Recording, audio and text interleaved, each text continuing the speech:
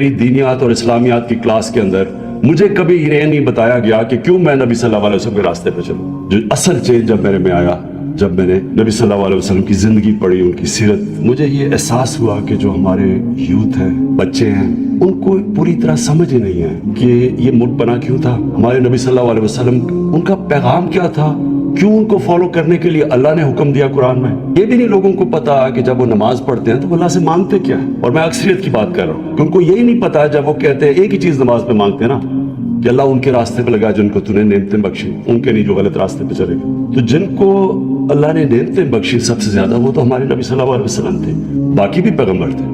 تو ان کا راستہ کیوں اتنا ضروری ہے؟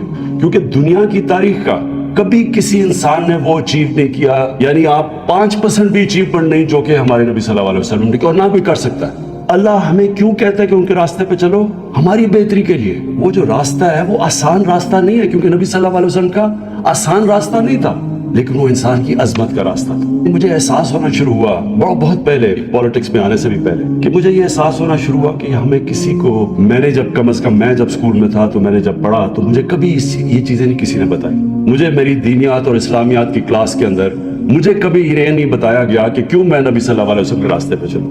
پھر مجھے یہ بھی نہیں بتایا گیا کہ وہ ریاست مدینہ، اس کے کیا پرنسپلز تھے کہ ایک دم وہ لوگ جن کی حیثیت ہی کوئی نہیں تھی، دیکھتے دیکھتے 2 سپر پاورز ان کے سامنے گرتی ہیں اور دنیا کی امامت کرنا شروع کر دیتے ہیں. وہ کون سے پرنسپلز تھے؟ ہمیں تو سارا وقت جو بتایا گیا تھا کہ دیکھیں جی اگر آپ نے آگے بڑھنا ہے تو وہ برطانیہ، اور میں جب اسکول میں تھا تو نہیں ہمیں آزادی ملی تھی تو ہماری بھی ذہنی غلامی تھی کہ ان کے راستے پہ چلو. وہ دیکھو وہ جو انگریز ہے، جو ان کا سسٹم ہے، جو ویسٹ منسٹر ڈیموکریسی ہے، اس کے راستے پہ چلو اگر اوپر جانا. ہمیں پڑھایا کچھ جاتا تھا، لیکن اصل میں ہمیں یہ کہا جاتا تھا کہ اصل میں انسان اوپر جا ہی نہیں سکتا جب تک ان کے راستے پہ نہ چلو جنہوں نے آپ کے اوپر حکومت کی تھی.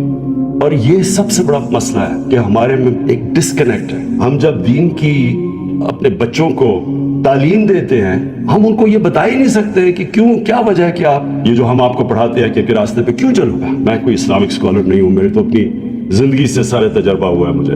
میں تو اسلام کی طرف، دین کی طرف، اسلام تو خیر ہم پیدا اسلام میں ہوئے تھے، لیکن دین کی طرف سے تو میں اپنی زندگی کے تجربے سے آیا ہوں، کیونکہ مجھے 2 مختلف کلچرز کو میں نے اندر سے دیکھا اور پھر میں نے اپنا تجزیہ کر کے میں پھر ان نتیجوں پہ پہنچا. جو اصل چینج جب میرے میں آیا، جب میں نے نبی صلی اللہ علیہ وسلم کی زندگی پڑھی، ان کی سیرت پڑھی، اسٹڈی کیا اس کو، تو اصل میں تو چینج تب میرے میں آیا. تو میں یہ سمجھتا ہوں اپنے بچوں کو اگر ہم نے صحیح تربیت دے دی اور صحیح معنی میں ان کو سیرت نبی، ان کو اسکول سے ان کو صرف بتا دیا کہ ان کا راستہ کیا تھا، یہی اس قوم کو اوپر اٹھا دے گا. کیونکہ کوئی قوم جس کا کیریکٹر بڑا نہیں ہوتا وہ بڑی قوم نہیں بن سکتی. انہوں نے مدینہ میں کیا کیا تھا؟ انہوں نے سب سے پہلے تو 2 پرنسپلز پہ مدینہ کی ریاست بنائی، عدل اور انصاف اور فلاحی ریاست. اور انہوں نے پھر انسانوں کی کیریکٹر بلڈنگ کی، کیریکٹر کی ٹرانسفارمیشن کی. یہ کہیں بھی دنیا کا اس کی کوئی مثال نہیں ہے، ایک دم ٹرانسفارم ہو کے ایک دنیا کی امامت کی. اس لیے اللہ کہتا ہے کہ ان کی زندگی سے سیکھو، ہماری بہتری کے لیے. پھر جب سے مجھے حکومت ملی تو میں نے یہ کیوں میں نے رحمت اللہ عالمین اتھارٹی کا فیصلہ کیا. سب سے پہلے قرآن کی آیت ہے امر بالمعروف، اچھائی کے ساتھ کھڑی ہو اور برائی کے خلاف کھڑے ہو. یہ جو بیسک مورالٹی یا ایتھکس ایک سوسائٹی کی، اس کے اوپر بیس ہوتی ہے. مجھے آہستہ آہستہ احساس ہوا ہمارے ملک میں ہم کرپشن کو ایکسیپٹیبل کر بیٹھے ہیں. یہ سب سے زیادہ ایک معاشرے کو تباہ کرنا ہے. معاشرے کے اندر برائی کو ایکسیپٹ کر جاؤ. اب برائی کو برائی نہ سمجھے، محنت کون کرے گا؟ اگر چوری میں برائی نہیں ہے تو میں کیوں پڑھوں، میں کیوں محنت کروں؟ جب میں آرام سے قبضہ گروپ بن جاؤں یا میں کوئی منسٹر بن کے پیسے بنانا، میں کیوں محنت کروں؟ اس لیے اپنے بچوں کو ہمیں سیرت نبی پڑھانی ہے. جب قوم فیصلہ کرے گی کہ ہم نے کسی نے بدی کی، برائی کی، قوم اس کو آئسولیٹ کرے گی. میں یہ بیسکلی چاہ رہا ہوں کہ دیکھیں، ایک اللہ نے جب اس ملک کو بنایا تھا تو یہ بہت بڑی خواب کا نام تھا پاکستان. تو علامہ اقبال نے کہا ہے کہ مثال بنے گی کہ ہم اصل میں اسلام کیا ہے. تو وہ جو سفر ہے، ہم مانگتے ہیں کہ اللہ سیدھے راستے پہ لگا. سیدھے راستے کا سفر شروع ہوتا ہے. وہ اللہ نے یہ نہیں کہا کہ اس منزل پہ پہنچا دے، انہوں نے کہا نہیں، اس راستے پہ لگاؤ. کیونکہ راستے کے مطلب ایک مسلسل جدوجہد. سیدھا راستہ کانسٹنٹ ریفارمیشن آف کیریکٹر کا نام ہے.